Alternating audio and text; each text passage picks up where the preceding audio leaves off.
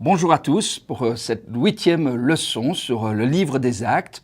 Aujourd'hui, nous continuons notre étude du sermon de Pierre. Nous n'avons pas eu le temps de tout voir durant la dernière leçon sur le but du baptême. Nous reprenons donc notre analyse de ce sermon de Pierre et plus particulièrement de l'invitation qu'il a donnée aux gens en ce jour-là. Et peut-être c'est utile de relire ensemble le passage. Nous allons donc reprendre Actes chapitre 2 et nous relirons à partir du verset 34 jusqu'au verset 41.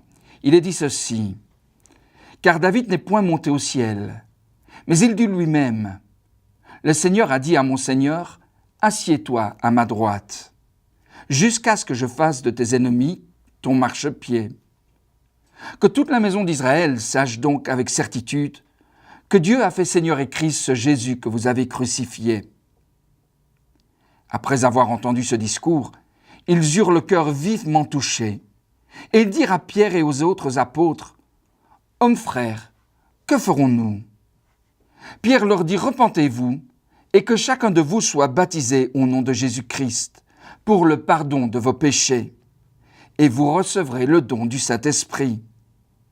Car la promesse est pour vous, pour vos enfants, et pour tous ceux qui sont au loin, en aussi grand nombre que le Seigneur notre Dieu les appellera. » Et par plusieurs autres paroles, il les conjurait et les exhortait en disant, « Sauvez-vous de cette génération perverse. » Ceux qui acceptèrent sa parole furent baptisés, et en ce jour-là, le nombre des disciples s'augmenta d'environ 3000 âmes.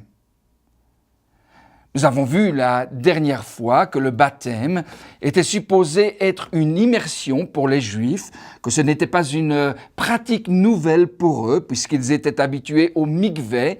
Jean-Baptiste était aussi venu peu auparavant sur la scène et les avait baptisés pour plus ou moins les mêmes raisons que ce que nous trouvons ici, à quelques différences près.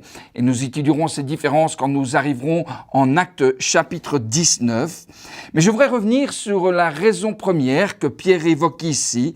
Quand il dit aux gens « soyez baptisés », il va leur donner des raisons. Et la première raison, tout d'abord, qu'on trouve, c'est parce qu'il voulait que les gens puissent avoir un changement permanent dans leur cœur, un changement dans leur nature, au plus profond de leur être.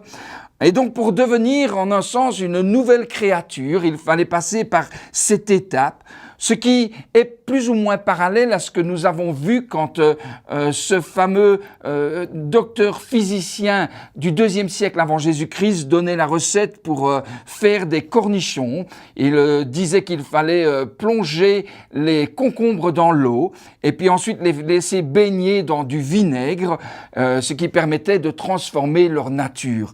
Et en un sens, c'est un petit peu pareil avec le baptême. Le baptême est pour que chacun d'entre nous puisse devenir une nouvelle créature. J'ai illustré ici avec ce que vous avez sur l'écran, c'est un peu l'idée de passer de l'état de chenille jusqu'à l'état de papillon. Une chenille, personne ne veut voir ce genre d'insecte être sur sa jambe. Ça fait peur aux enfants quand la chenille est en train de monter. Par contre, je n'ai jamais vu un enfant qui avait peur de prendre un papillon sur son doigt, parce qu'un papillon a une nature qui est beaucoup plus attirante. Et de la même manière, Dieu veut nous transformer. Il veut faire de nous des êtres beaucoup plus beaux au fond de notre être, au fond de notre cœur. Voilà pourquoi d'ailleurs il va être dit en Romains chapitre 6 au verset 4 que nous sommes appelés au baptême pour marcher en nouveauté de vie. Je pense aussi à un autre passage qui se trouve dans le livre de 2 Corinthiens. Si vous avez une Bible, je vous invite à la prendre, à l'ouvrir à ce passage. Au chapitre 5, Paul dit ceci très justement, « Si quelqu'un est en Christ, il est une nouvelle créature. Les choses anciennes sont passées, et voici toutes choses sont devenues nouvelles. » Je parlais aujourd'hui avec un prédicateur et je partageais avec lui ses pensées. On parlait du fait que bien souvent, des gens répondent au baptême, mais n'ont pas réellement l'intention d'être transformés, n'ont pas réellement l'intention de ressortir des eaux en marchant en nouveauté de vie. Si une personne vient nous trouver et nous demande par exemple le baptême alors qu'elle est toujours dans une situation d'adultère, et que le soir, c'est pour rentrer après avoir été baptisée chez elle et retomber à nouveau dans l'adultère avec un homme avec qui elle n'est pas mariée, ce n'est pas recevoir le baptême de Jésus-Christ. Le baptême de Jésus-Christ, c'est demander une nouvelle nature. Ça implique une décision de changer sa vie, une décision de ne plus marcher comme on marchait auparavant. Et donc, si quelqu'un désire passer par cette étape, il est important de se poser la question, suis-je prêt à subir ces transformations? Suis-je prêt à payer le prix que ça implique d'un nouvel engagement envers Jésus-Christ? Je ne passe pas par les eaux pour rester comme je suis, je passe par les eaux pour être transformé à l'image de mon Dieu. Donc nous avons cette première raison qui nous est donnée dans la Bible, pour être une nouvelle créature. La deuxième chose qu'on pourrait dire, c'est que comme le baptême de Jean, l'immersion que Pierre demandait était pour accorder la rémission des péchés. Nous avons vu que ça devait être un baptême de repentance. Je suis désolé des choses que j'ai faites avant, je veux changer. Et donc avec cette repentance, au moment où on est plongé dans l'eau, Pierre dit, si vous le faites pour obtenir le pardon des péchés. Et ce sont des termes qui sont assez forts, que nous trouvons en Actes chapitre 2, verset 38, qui ont dérangé beaucoup de personnes, et plus particulièrement des théologiens par le passé. Ils font tout ce qu'ils peuvent pour éviter les implications de ces enseignements. Et pourquoi sont-ils dérangés par cette idée? Ils sont dérangés par cette idée tout simplement parce que le catholicisme a été beaucoup trop loin et a perdu un juste équilibre sur cette pratique. Alors comment les catholiques voient-ils le baptême? Eh bien pour eux, le baptême est un acte méritoire. On pourrait parler d'une bénédiction que l'on doit gagner. Le salut est quelque chose que je dois gagner. Et pour pouvoir gagner le salut, le mériter, il faut que je fasse certaines choses que Dieu demande. Et on appelle ça les sacrements. Les sacrements, le problème avec cette pensée des sacrements, c'est que bien souvent, les sacrements sont indépendants d'une foi personnelle. Et ça pose problème. Le baptême, par exemple, est indépendant de la foi du bébé qui est plongé dans l'eau ou qui reçoit de l'eau sur sa tête. Le bébé est trop jeune pour croire, le bébé est trop jeune pour se repentir, le bébé n'a pas encore commis de péché. Et donc, vous voyez bien que c'est un acte qui est indépendant de sa propre foi et de sa propre volonté. Mais dans l'esprit d'un catholique, on peut avoir une foi, c'est la foi de quelqu'un d'autre qui rentre en action. Et par simplement le geste, Dieu à présent doit quelque chose à celui qui a fait ce geste. Et donc ça, c'est aller beaucoup trop loin, ce n'est pas respecter ce que la Bible enseigne. Il ne s'agit pas, comme dans la Bible, d'un individu qui doit reconnaître son impuissance et qui doit en un sens s'en remettre à Dieu à présent pour résoudre ses problèmes spirituels. Donc certains ont très justement réagi à ces enseignements et donc ils sont allés beaucoup trop loin, comme vous le voyez, qu'ont-ils fait en allant beaucoup trop loin quand est venue la réforme et après les autres qui ont suivi les grands réformateurs? Eh bien pour beaucoup d'entre eux, ils se sont carrément débarrassés du baptême. Et ils ont commencé à enseigner parfois qu'il fallait encore être baptisé quand ils ne se sont pas débarrassés totalement, mais que en fait, quand on est baptisé, ils enseignent que ça ne constitue qu'un signe extérieur d'une purification intérieure qui serait déjà obtenue finalement au moment de la prière de la foi. Et pour pouvoir se justifier dans ses pensées, que font-ils? Ils citent parfois ce verset en Matthieu chapitre 3, verset 15, qui est l'exemple du baptême de Jésus, où quand il vient à Jean, il dit « Il est juste que je fasse ce qui est prescrit ». Et ils suivent l'exemple de Jésus. Lisons le verset ensemble, vous verrez ce qui est dit là en Matthieu chapitre 3. C'est important de l'examiner en détail.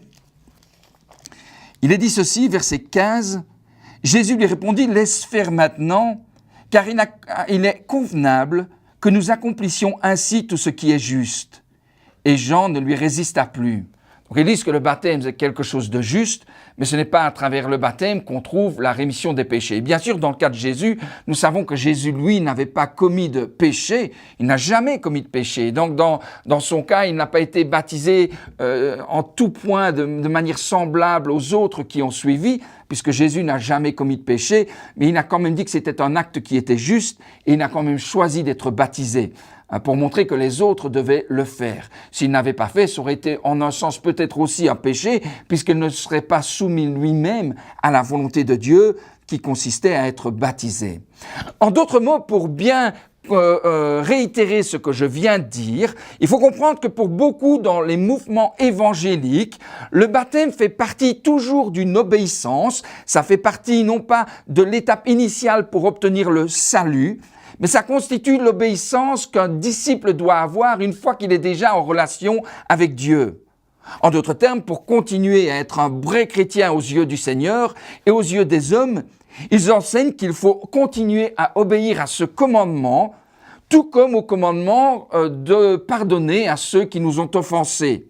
Le principe devient donc un peu le même que celui que nous trouvons sur le pardon des offenses quand Jésus prie. En Matthieu chapitre 6, il donne un exemple de prière et il dit « Père, pardonne-nous nos péchés comme nous pardonnons à ceux qui nous ont offensés ». L'idée est que Dieu va nous pardonner si nous aussi nous pardonnons. Et donc le pardon qu'on accorde aux autres ne fait peut-être pas partie du pardon initial qu'on reçoit de Dieu, mais il doit faire partie d'un acte continu. J'ai illustré tout ça ici sur la photo, c'est peut-être beaucoup plus clair ainsi. Le salut vient, comment? Pour beaucoup d'églises évangéliques, au moment où on prie, on dit « Seigneur, viens, sauve-moi » et on reçoit donc ce cadeau.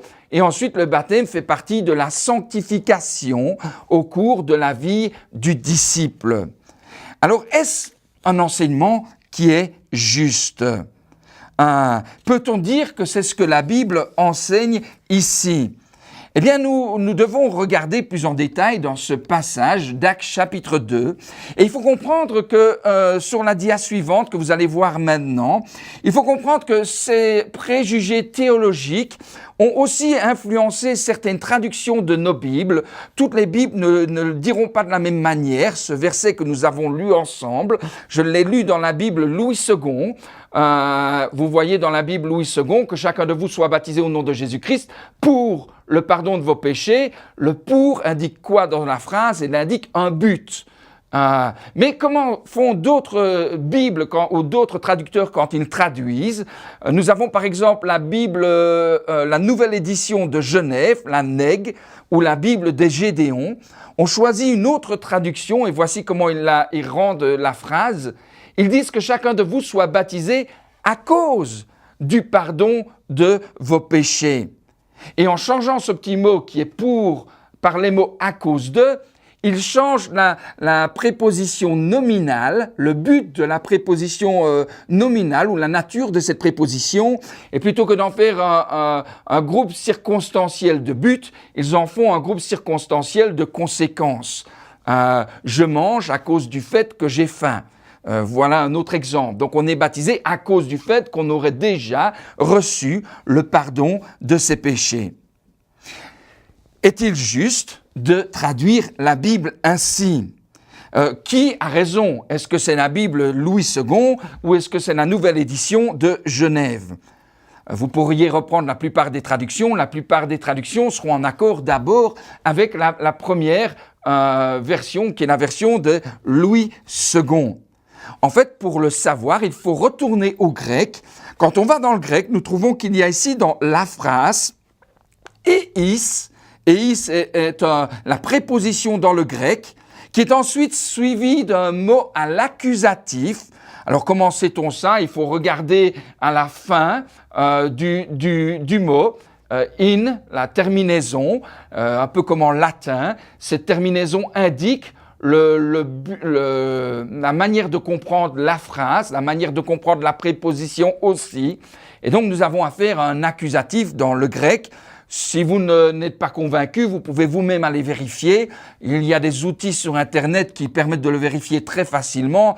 Et ce ne sont pas des outils qui sont édités par les Églises du Christ. Ce sont des outils à usage pour le grand public, des outils qui sont gratuits. Et vous verrez très rapidement, à partir d'une Bible en grec, que c'est bien ce qui est écrit et d'une grammaire aussi, que c'est bien un accusatif ici. Donc le problème avec ce que nous avons ici, c'est que quand il y a eis plus un accusatif, ça ne peut pas être une cause, c'est toujours un but et non une conséquence.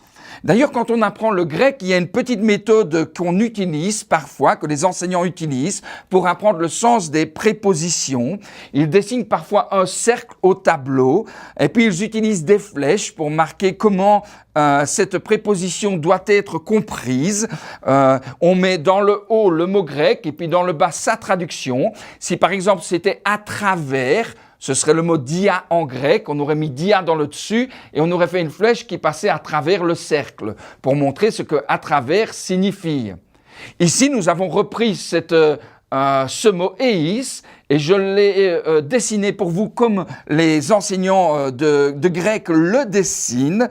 Nous voyons ici une flèche qui va vers le cercle, vers le pardon. Pourquoi ? Eh bien parce que le dictionnaire des mots grecs nous dit ceci, il définit la préposition eis avec un accusatif étant dans, vers, jusqu'à ou à l'intérieur de. Ça indique l'idée d'entrer dedans. Alors vous pouvez voir ça par vous-même aussi sur Wikipédia. Il suffit de faire une petite recherche. Wikipédia a dit ceci dans la recherche que j'ai faite. Vous pourrez le voir dans le syllabus que vous aurez. L'idée est donc bien une idée de direction. Et il donne un exemple. Par exemple, aller dans la ville ou aller jusqu'à la ville ou aller vers la ville en vue d'entrer dedans. Alors, ce qui est intéressant de faire avec tout ça, c'est par exemple de reprendre la préposition à chaque fois qu'elle est traduite à chaque fois qu'elle est utilisée dans le Nouveau Testament. Sur la dia qui va suivre ici, vous allez le voir. Voilà, à chaque fois que cette préposition a été utilisée, c'est un total de 1493 fois, ou pour nos amis belges et suisses, 1493 fois. Elle est utilisée dans le Nouveau Testament, et à chaque fois qu'elle est utilisée, ici j'ai le décompte de certaines choses, nous avons into en anglais, ou à l'intérieur de 571 fois, à 282 fois, ou être 20 fois en plus, jusqu'à 208 fois, dans 131 fois, pour en vue de 91 fois, et ainsi de suite, vous pouvez voir, jusqu'à ce qu'on arrive à cause de. Et combien de fois dans les Bibles, sauf dans la Bible Nouvelle Édition de Genève et dans la Bible des Gédéons, combien de fois a-t-on ce mot eis traduit par à cause de? Regardez bien, 0 fois. Ce n'est jamais traduit ainsi, sauf dans ce cas particulier de la Nouvelle Édition de Genève et de la Bible des Gédéons, où ils ont fait ce choix. Alors pourquoi ? Pourquoi, si jamais ce n'est traduit ainsi dans le Nouveau Testament, pourquoi tout d'un coup décide-t-il de le traduire ainsi ? Il me semble que c'est bien à cause d'un préjugé théologique. C'est parce qu'ils ne veulent pas reconnaître le baptême comme étant lié avec l'acquisition directe et initiale du salut.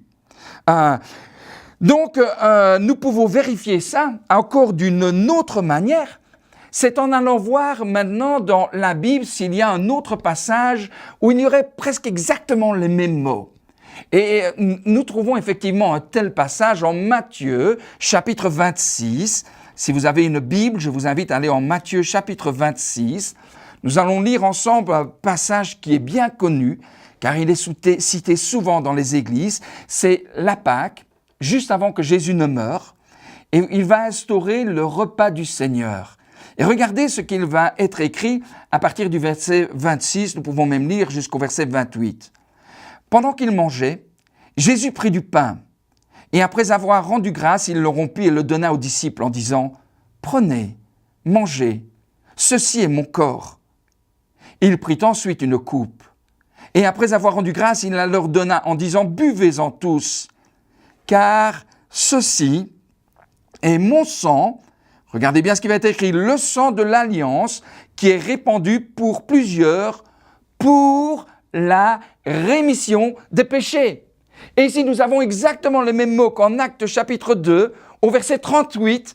Nous avons les mêmes mots, c'est eis, aphésin, ton, amartion. Ce qui est la même construction avec l'accusatif à nouveau. Et nous savons tous que Jésus a bien répandu son sang pour que le pardon soit disponible pour tous, et non pas à cause du fait que le pardon était déjà acquis par tous. Le sang de Jésus est dans le but d'obtenir le pardon, et non pas une conséquence du pardon. Donc sinon, on le voit bien, c'est traduit ici dans cette phrase, dans la nouvelle édition de Genève, ils le traduisent pour la rémission des péchés en Matthieu chapitre 26, verset 28. Pourquoi alors quand ils arrivent en Actes chapitre 2, verset 38, pourquoi font-ils un choix différent au niveau de la traduction? La seule explication est ce préjugé théologique selon laquelle le baptême ne fait pas partie du dessein de Dieu pour le salut. Ce qui est faux, le baptême est donc bien, comme nous pouvons le voir, dans le but d'obtenir le pardon des péchés, pour que notre ardoise soit effacée, pour que chaque chose mauvaise que j'ai pu commettre dans ma vie ou qu'un homme ait pu commettre, pour que ces choses soient oubliées par Dieu. Et que Dieu puisse nous regarder de manière nouvelle dans la vie, à travers le sang de son Fils. Quand il nous voit et que nous sommes passés par le baptême, au moment du baptême, il nous voit à travers des lunettes, il nous voit à travers les lunettes de Jésus-Christ, qui lui était entièrement pur. C'est magnifique comme analogie, c'est magnifique comme principe dans les Écritures, et ils font bien comprendre que cela ne se passe qu'à partir du moment du baptême, pour ne pas donner de faux espoirs aux gens, ou pour ne pas retarder une décision qui est une décision utile, et une décision qui doit être prise sans tarder, comme nous le verrons plus tard. Voilà donc deux choses. Le baptême est pour marcher en nouveauté de vie. La deuxième chose, le baptême est pour la rémission des péchés. Et la troisième chose que nous voyons à présent dans les mots de Pierre, en Acte 2, 38, il dit que chacun de vous soit baptisé pour la rémission des péchés et pour obtenir le Saint-Esprit. Le baptême avait donc aussi pour but de donner le Saint-Esprit, ce don universel qui est pour tous ceux qui choisissent de passer par cette immersion dans l'eau et d'accepter le Seigneur. Il ne s'agit pas, attention, précisons encore cette chose, il ne s'agit pas de la réception des dons miraculeux qui, eux, font partie d'une promesse spécifique et n'était pas une promesse universelle pour tous. La promesse universelle, c'est que Jésus viendrait à travers son esprit vivre dans notre cœur à partir du moment du baptême. Et aujourd'hui, je devrais peut-être vous poser une question. Pourquoi pensez-vous que Jésus a décidé que le Saint-Esprit viendrait vivre en nous à partir de ce moment? Peut-être il serait bien que vous preniez quelques minutes pour arrêter cet enregistrement et en parler entre vous. Pourquoi le Saint-Esprit est-il donné au moment du baptême? Voilà, prenez le temps à discuter. Que fait le Saint-Esprit pour nous? Allons voir un peu plus en détail et nous comprendrons pourquoi il est donné au moment du baptême. En Tite, chapitre 3, nous avons déjà lu le passage ensemble. Nous avons vu que le Saint-Esprit est tout d'abord donné dans le but de nous renouveler, pour que nous devenions de nouvelles créatures. Voilà ce que nous avons lu par le passé. Reprenons-le. Il nous a sauvés, en parlant de Jésus, non à cause de nos œuvres de justice que nous aurions faites. Là, il est en train de parler, nous ne sommes pas sauvés à cause d'œuvres méritoires, parce que je mérite quoi que ce soit. Toutes mes bonnes œuvres ne peuvent pas défaire toutes les mauvaises œuvres que j'ai faites. Ça ne fait rien oublier du tout. Mais pourquoi est-on sauvés selon sa miséricorde?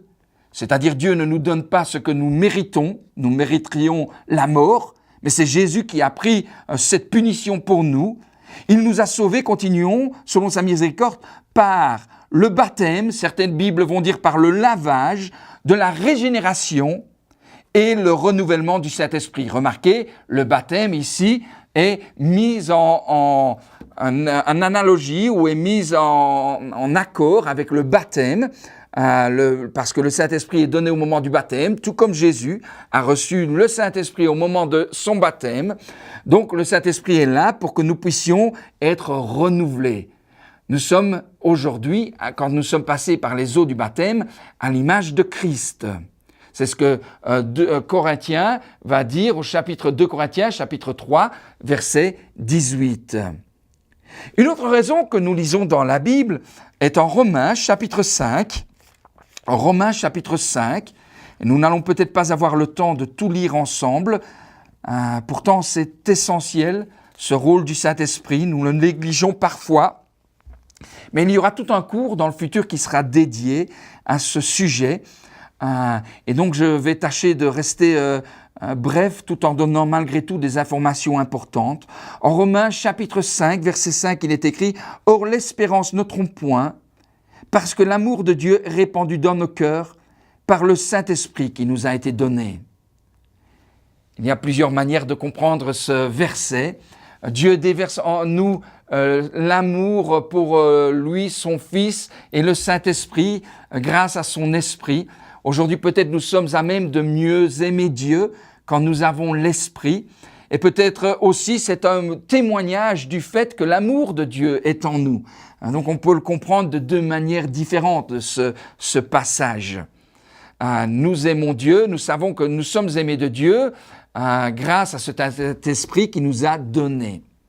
Un autre passage est en Galates, chapitre 5, versets 22 à 23, où Paul va parler de la chair qui est opposée à l'esprit, et il va dire aux chrétiens, produisez des fruits du Saint-Esprit. Le Saint-Esprit nous aide à porter des fruits, et il va citer toute une série de fruits, la joie, la paix, la patience, la bonté, la bénignité, et ainsi de suite, et la fidélité. Nous sommes mieux à même d'être à l'image du Christ quand le Saint-Esprit est en nous et nous fortifie. Pourquoi voudrions-nous attendre d'être baptisés, d'être de meilleurs hommes? Souvent, c'est ce que j'ai comme problème quand je parle à des personnes d'être baptisées. Elles me disent, mais je ne suis pas encore assez bon pour le Seigneur. J'ai encore trop de mauvaises choses en moi. Je vais attendre de montrer que je suis meilleur et plus engagé.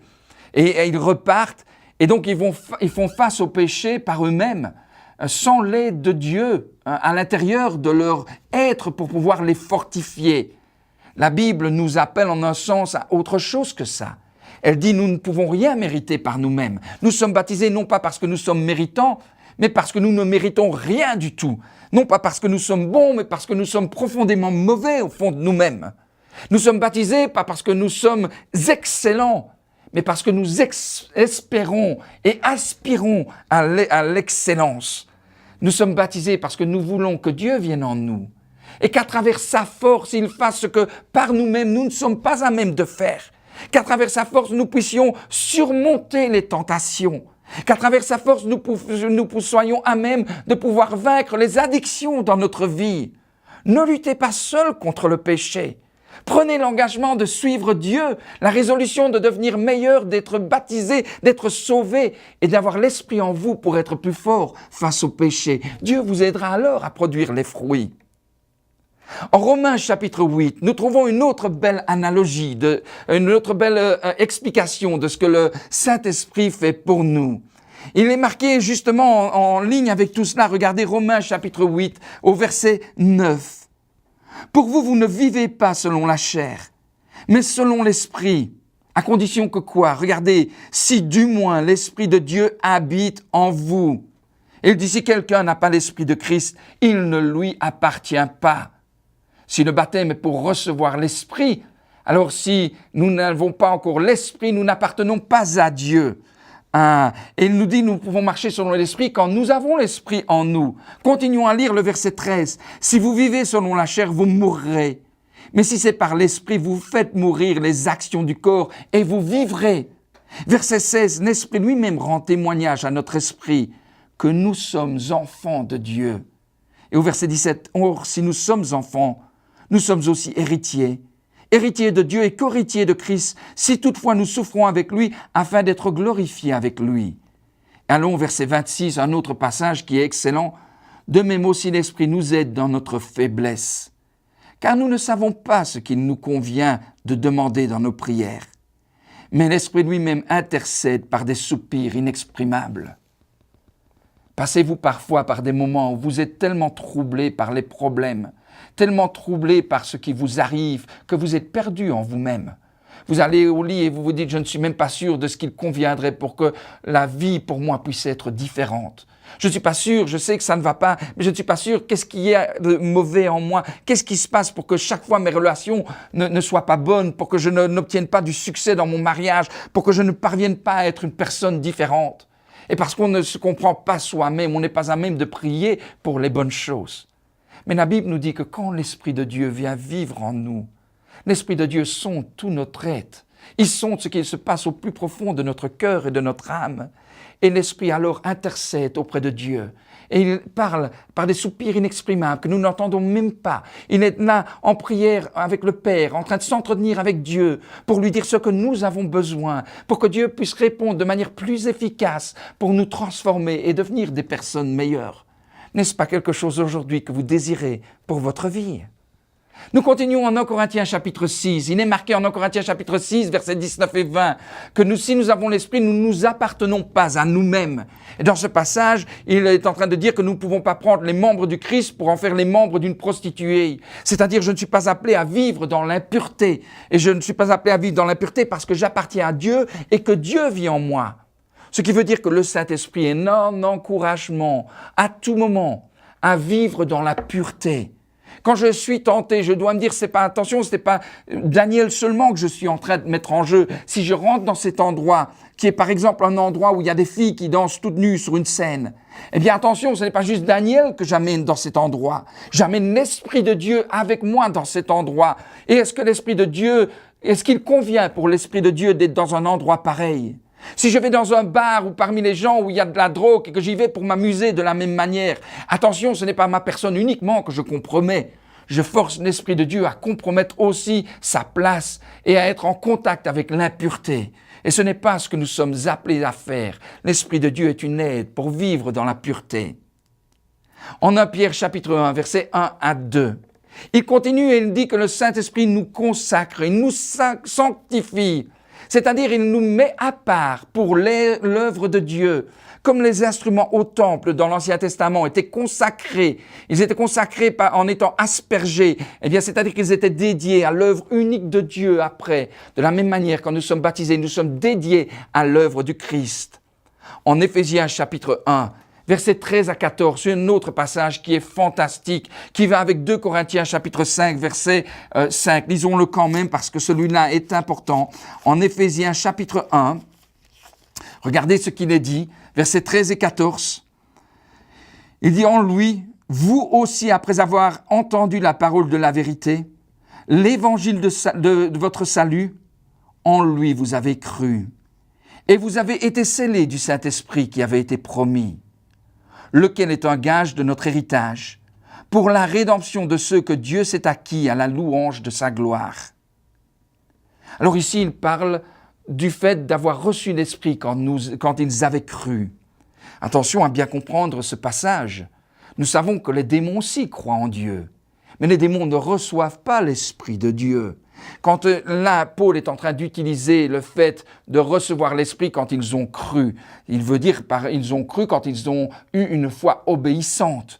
Le baptême est inclus dans ce fait de croire de la juste manière au Seigneur. C'est croire au point où on se remet dans les bras de Dieu. Et à ce moment-là, l'Esprit vient vivre en nous, quand nous sommes obéissants à travers la vraie foi. Et donc, il nous scelle et il nous atteste à partir de ce moment-là que nous avons la vie éternelle. Alors, je vous ai mis quelques images ici pour vous expliquer un petit peu plus ce qu'est un sceau. Un sceau, certains d'entre vous l'ont peut-être déjà vu, d'autres pas. À l'époque, c'était souvent sur une bague. Il y avait un insigne sur une bague. Et quand la personne allait dans un endroit pour montrer quelle était son identité, sa bague prouvait son identité. C'était un peu comme un passeport, une carte d'identité. Si on envoyait un messager, le messager parfois allait avec la bague de César ou il allait avec la bague du roi qui portait le sceau du roi et ainsi tout le monde savait que c'était le messager du roi. Il y avait aussi ce sceau qu'on mettait dans de la cire si on écrivait une lettre et on la fermait Et dans la cire, on imposait l'insigne, ce qui montrait de qui venait la lettre. Ça attestait son authenticité, l'appartenance de la lettre à celui qui l'avait écrite. Si c'était César qui l'avait écrit, le sceau prouvait que la lettre venait de César. Et dans la Bible, nous lisons que les hommes sont tous scellés, qu'ils le veuillent ou non. Nous lisons dans le livre de l'Apocalypse que ceux qui n'obéissent pas à Dieu seront un jour scellés, ou sont scellés déjà, de la marque de la bête. La marque de la bête étant 666. Et donc, ils portent la marque de la bête sur leur front. 6 étant le chiffre qui tombe juste un petit peu trop court, qui est juste avant 7. On n'arrive pas à 7, on n'arrive pas à la perfection, une aspiration à la grandeur, mais on n'arrive pas à être grand quand on n'a pas le nombre 7. 7, c'est Dieu. 7, c'est la perfection. Satan aspire à être Dieu, mais il n'est pas Dieu. Et c'est ceux qui le suivent, c'est pareil. Et donc, ils ont la marque 666, mais ceux qui appartiennent à Dieu dans la Bible, nous allons voir sur la dia suivante, ceux qui appartiennent à Dieu ont reçu son Saint-Esprit au moment du baptême, et ceux qui appartiennent à Dieu, maintenant qui ont le Saint-Esprit, peuvent dire, voilà, j'appartiens à Dieu, Satan, je ne suis pas à toi, j'irai au ciel.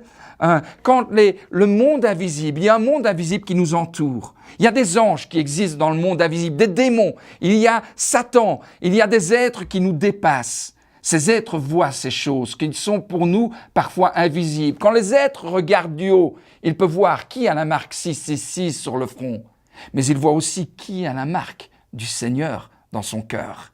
Tous ceux qui sont baptisés ont et qui vivent fidèlement, qui essayent en tout cas, parce qu'on ne vit jamais parfaitement, mais tous ceux qui essayent de vivre fidèlement après qu'ils aient reçu le baptême, ont le Saint-Esprit dans le cœur. Et le monde invisible voit, le monde de Satan, c'est, attention, ici j'ai affaire à un enfant de Dieu, et il faut que je sois prudent, parce qu'il appartient à Dieu. Si je touche un enfant de Dieu, Dieu risque de m'en vouloir. Et donc il y a un genre de protection grâce à l'Esprit de Dieu qui est en nous. Nous allons maintenant à la dia suivante qui va avec ça en Galates, Galates chapitre 6, c'était sur la dia précédente, dans le haut, qui disait si nous avons l'Esprit, nous sommes enfants de Dieu. Et maintenant nous pouvons dire Abba Père, c'est-à-dire Papa au Seigneur. Donc voilà plus ou moins les rôles de l'Esprit, et l'Esprit est obtenu à travers le baptême. Nous revenons maintenant en acte 2, nous n'avons presque plus de temps. En acte 2, 39-40, remarquez, ils sont touchés au cœur.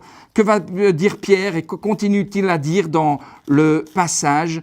Il dit ceci en versets 39 et 40, « Car la promesse est pour vous, pour vos enfants, pour tous ceux qui sont au loin, en aussi grand nombre que le Seigneur notre Dieu les appellera. » Et par plusieurs autres paroles, il les conjurait, les exhortait, en disant « Sauvez-vous de cette génération perverse. » Les hommes croyaient-ils déjà à ce moment-là? En un sens, oui, puisqu'ils avaient le cœur touché. Ils ont le cœur touché parce qu'ils réalisent que Jésus est le Fils de Dieu qu'ils ont mis sur la croix. Mais attention, ils croient, mais sans avoir encore de la foi parfaite, parce qu'ils n'ont pas encore obéi. Et donc, ils ne sont pas encore sauvés. Voilà pourquoi Pierre leur dit « Sauvez-vous de cette génération perverse. » Que les gens reconnaissent l'identité du Christ, leur tort, ne veut pas dire qu'ils sont nécessairement prêts à obéir à Jésus.